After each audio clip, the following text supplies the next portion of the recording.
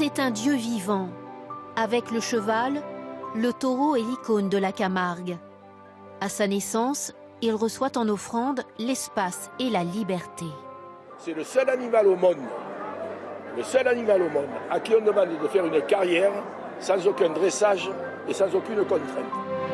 Dès son plus jeune âge, on le conduit en grande pompe aux arènes où on le célèbre comme un roi. Certains ont même leur statue, car ils ont maintes fois défendu leur cocarde de glands et ficelles accrochés sur leur tête. Des attributs que des jeunes trompes-la-mort, les raseteurs, tentent de ravir. C'est un peu comme les gladiateurs au temps des Romains, c'est un peu spécial. En Camargue, les femmes s'apprêtent pour cette confrontation. Au Sainte-Marie de la Mer, la course camarguaise est une institution. Cette année, 52 jeunes étalons ont mené la danse sur la piste, sur les airs de Carmen. Nous, ce qu'on aime, c'est de voir nos taureaux faire plaisir au public dans les arènes. Aude et Aurélie Reynaud ne passent pas une journée sans couver du regard leur champion. Pour préserver sa nature sauvage, elles se tiennent toujours à bonne distance. Et juste derrière. Voilà, il y a une vache avec son veau et juste derrière, il y a le taureau. Ce jeune étalon de 4 ans, ici au milieu, apparemment calme, sème la terreur dans les arènes depuis 1 an. Pour ces éleveuses, une fierté.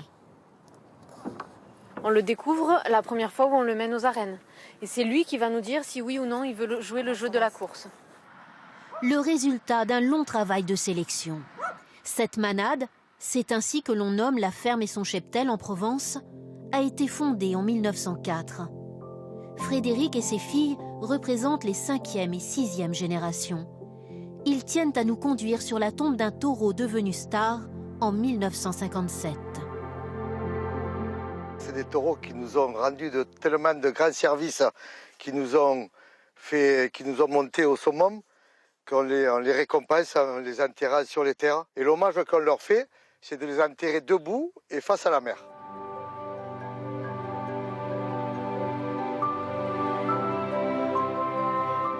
La mer, justement, elle est partout.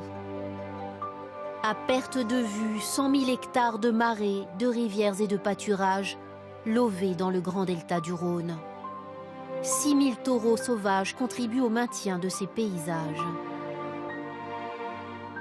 Nous nous trouvons à moins de 10 km des arènes des Sainte-Marie de la Mer. Nous sommes sur le territoire des taureaux de Camargue. Les bêtes sont rustiques, les taureaux vivent dehors, été comme hiver, et surtout, ils sont sauvages, il faut des chevaux pour les approcher.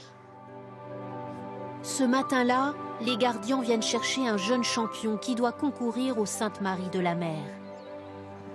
L'animal est escorté par 2 autres taureaux au tempérament plus calme.